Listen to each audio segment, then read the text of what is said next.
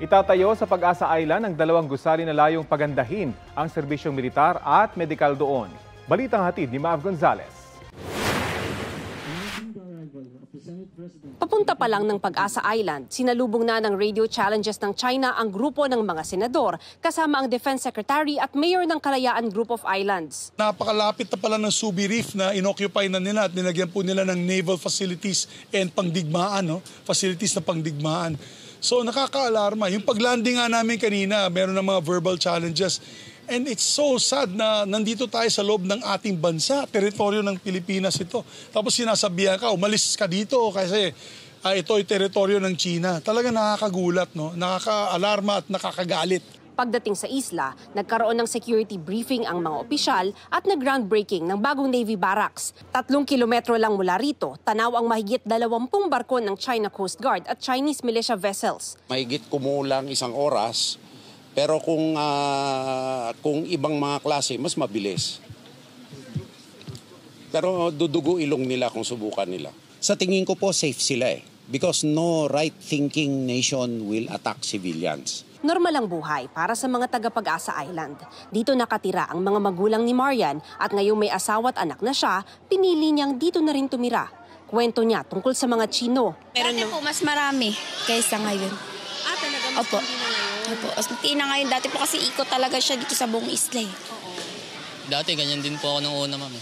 Unang dating ko, baga nanibago din po ako. Pero katagalan din po, parang wala na lang din po. Parang ano lang din, normal na lang din. Pero ba't kung kayo nag-desisyon na dito talaga kayo mag-stay? Di naman sana, pero maganda kasi dito kumbaga walang gastusin, malayo sa syudad, malayo sa ingay, katulad sa Maynila, ma'am.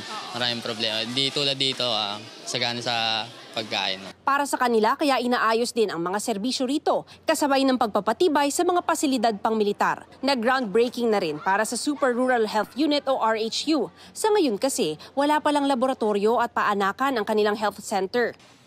Nasa 200 nautical miles yung pinakamalapit na health facility dito sa Pag-asa Island. Kaya pahirapan daw talaga kapag may emergency. Either air evacuation sila gamit yung mga eroplano ng AFP pero tsempuhan lang yon. O di kaya naman ay sea vessel. Pero ilang araw ang aabutin nito at napakamahal din. Kaya malaking tulong daw para sa mga taga-Pag-asa pag nabuo na itong Super Rural Health Unit.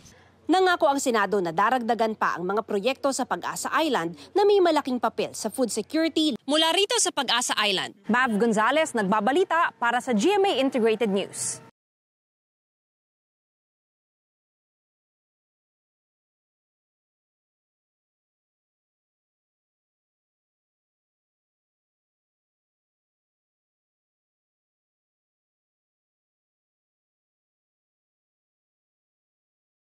Kapuso, alamin ang maiinit na balita. Bisitahin at mag-subscribe sa GMA Integrated News sa YouTube.